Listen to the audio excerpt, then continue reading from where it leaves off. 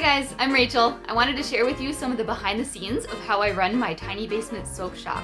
After much experimentation and research, I'm pretty happy with my system right now, and I wanted to share some of these tips and tricks with you, especially if you're trying to start a small business soap shop as well. Hopefully you will find lots of these tips helpful. This is the custom soap shelf that my loving husband made for me. It fits along this shelf on our wall, and this would have just been wasted space otherwise. So this is the perfect spot for me to put my soaps on display. It even works great as a background for when I record a lot of my videos. And then I can see exactly what I have on hand, and I put a little date of when they'll be cured right on them. And then the bottom shelf is going to be the heaviest because that's where I have all of my soy candles that I have for sale on my Etsy shop. So I figured that was a good spot to put them because it's not going to make any of the other shelves bow. Even though this is built pretty sturdy, there's some little support slats on the back right there. So I usually leave these to cure for at least 5 weeks, and that little buzzing noise you're hearing in the background is my dehumidifier. This is just a cheap basic one that I got off of Walmart. It does the job for a 400 square foot room, and that basically just helps everything dry out faster because the whole idea of curing soaps is you want to remove as much water as possible so you have a harder bar that's going to last longer, especially when it's sitting in water. So after my soaps are cured here for at least 4 weeks, usually closer to 5 or 6, then I need to shave them and label them, and then they go into storage until they are purchased. So I will show you the shaving and the labeling next. Sometimes I leave my soaps rough cut because that is faster, but usually I prefer a nice, clean, finished look. It is a labor of love, but it's worth the trouble for a more professional finished product. I usually wait until the bars have cured for a while though, so they don't get damaged, because for a good week after unmolding, they can still be pretty soft. I just clean up around the edges with a vegetable peeler like this.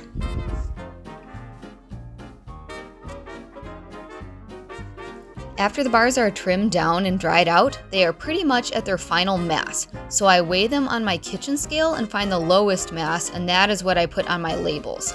Sometimes if I didn't cut them perfectly evenly, there will be 1 or 2 outliers that are just way less than the rest, so I will just keep those out and save them as samples and gifts.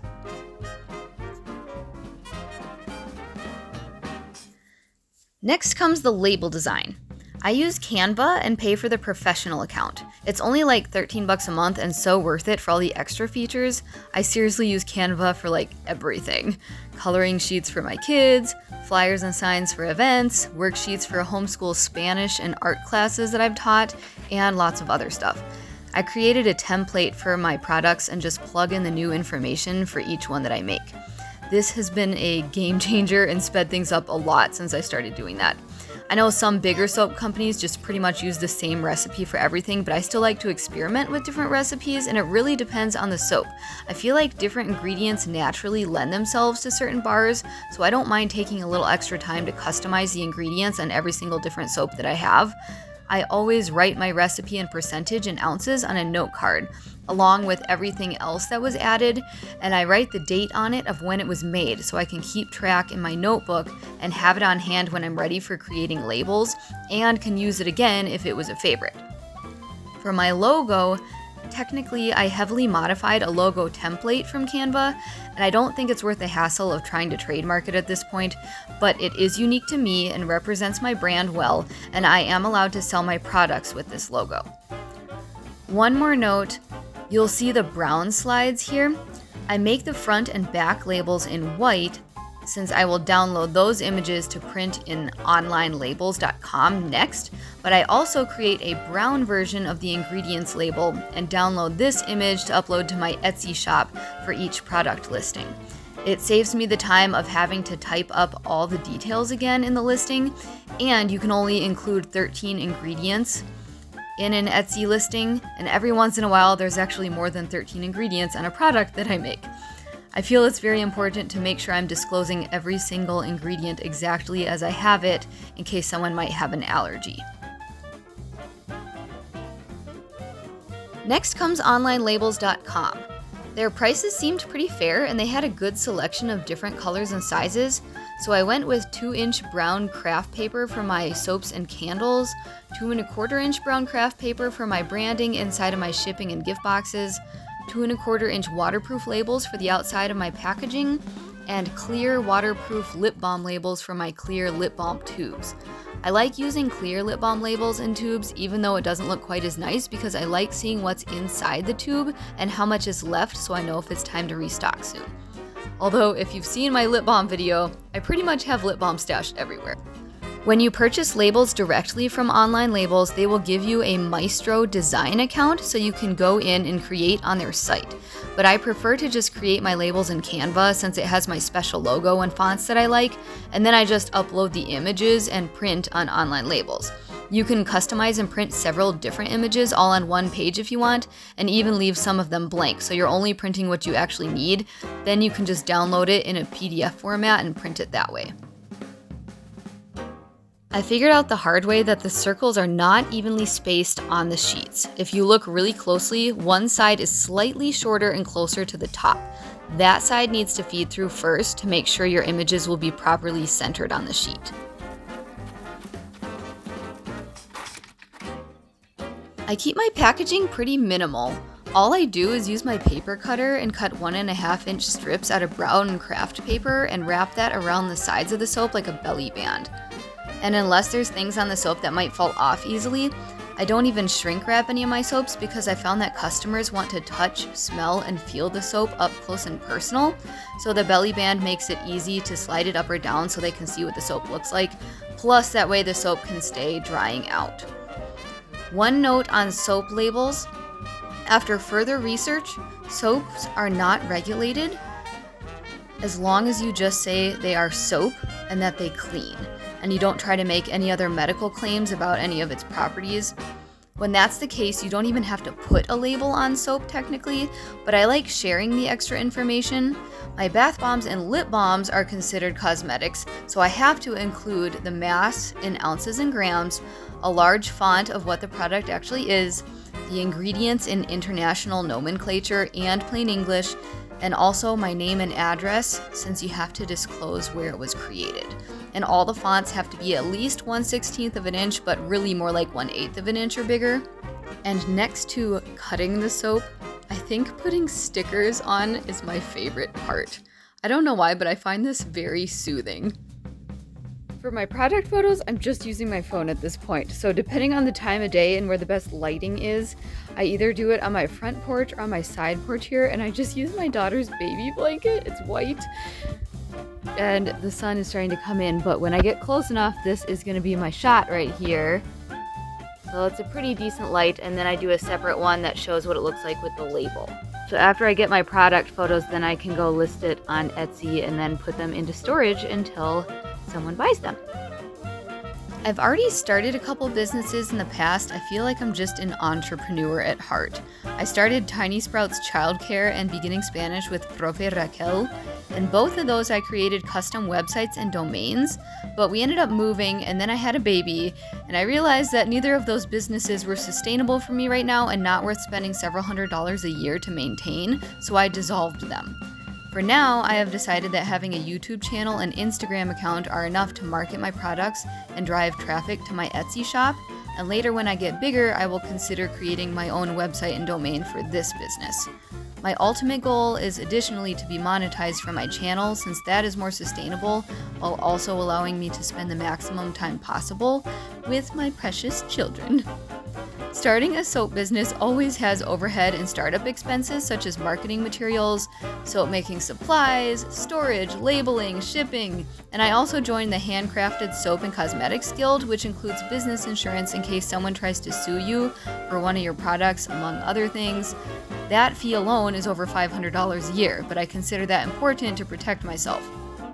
Due to all these extra added expenses, that really cuts into your bottom line. Plus, your time is valuable and what you do is a unique, uncommon skill, so you need to pay yourself for your time. So having said all of that, I have chosen at this point to only sell my products on Etsy and then locally at farmers markets, craft shows, and wholesale customers. Etsy does take a small cut of your sales plus 20% per listing and potentially more if you want to sign up for a business account and paid promotions. I've dabbled in that a little bit, but we'll see how that goes.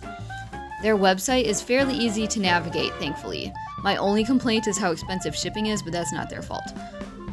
Because of that, you want to make sure that you incorporate part of the shipping into your price and offer shipping discounts or free shipping for higher orders to make it worth the shipping cost.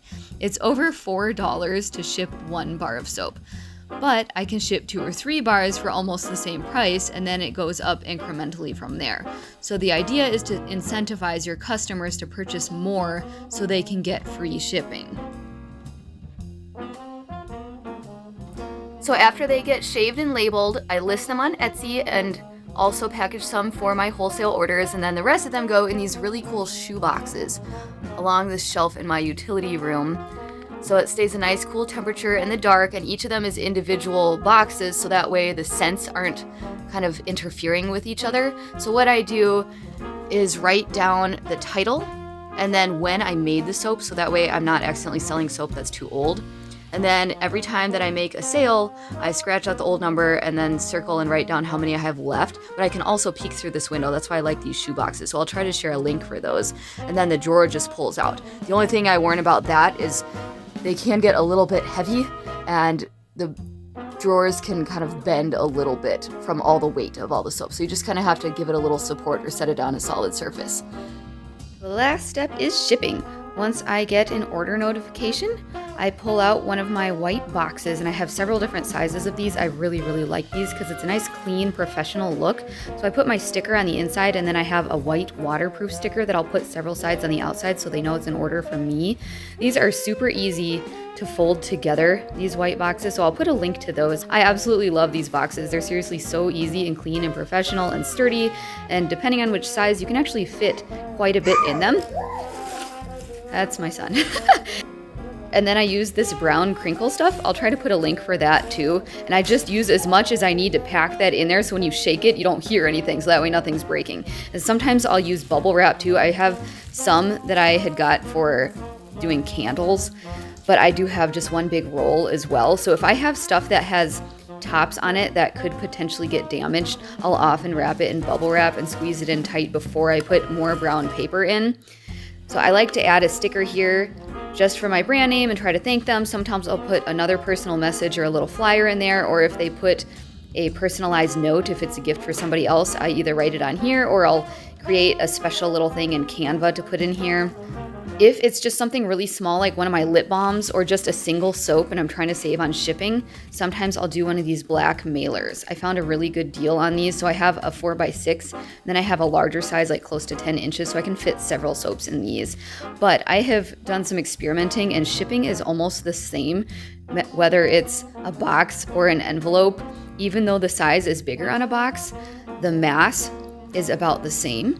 And mass is more what shipping seems to care about. There's certain thresholds, so you kind of just have to plug in numbers and play with it and see what works. And then if you get a bigger order, I either use a box, like a larger random cardboard box, whatever I can get to fit, or you can have USPS send these different flat rate boxes or envelopes to you for free. So you have to figure out what the price is for that and see when it's worth doing that. So if I have an order that's like bigger than probably about 8 bars of soap, if I can squeeze all that in here, I've done candles in here too. If it's going to be a really heavy order and you're still able to package it safely, or if it's just an expensive enough order to ship, it's worth it to do the flat rate priority rather than doing it just in a standard box. So you kind of have to play with the numbers a little bit, and it really just depends on the order. Every single one is different. But those are my different options for that. And then the last part is my labeler. All right, my son wants to show you how this labeler works. So I have this zebra labeler, and they pride themselves in being super easy and user-friendly, no stress. And for the most part, I would say that's the case. However, I do have to say, they designed this in a way where you can only buy their labels, which are a little bit more expensive. They come in this compostable cartridge here, but they have this little chip on the bottom that plugs in, so that way you know it's the correct one. So it matches up with that down there, so you know what size label it is. And then every time you close this, it goes bzzz and sends out another label. So I hate that it kind of wastes some of them, so I try to save those for other projects. And then every time you turn it on, it'll pop out a label sometimes. Or like if you push the button on accident when it's already on. So if you need to like change a setting or get it to pair up with Bluetooth, because there's an app that you connect this to, which is pretty handy. So that way you can actually send it wirelessly, which I like. If you need to connect it up, make sure you hold the button down and not just press it. If you press it, out comes a label. But if you hold it down for several seconds, then it will get into pairing mode, so you can connect it with Bluetooth. That way it'll sync up with the app, and then you're able to send over your label that you purchased to get it to print on these waterproof labels, which I really love because it ends up saving money and time, so I don't have to print it on paper and cut it out and then use packing tape. Like, all that extra hassle is removed. And I just buy labels on Pirate Ship because I've found decent deals on there a lot of the time. And then it's just saved right on my phone. So I do most of my business on my phone, to be honest. It's really handy. All right, that's everything I can think of for right now. I hope you found this very useful. My email is down below if you have any questions. Don't forget to subscribe. I will be uploading more videos coming soon, so I'll see you in the next one.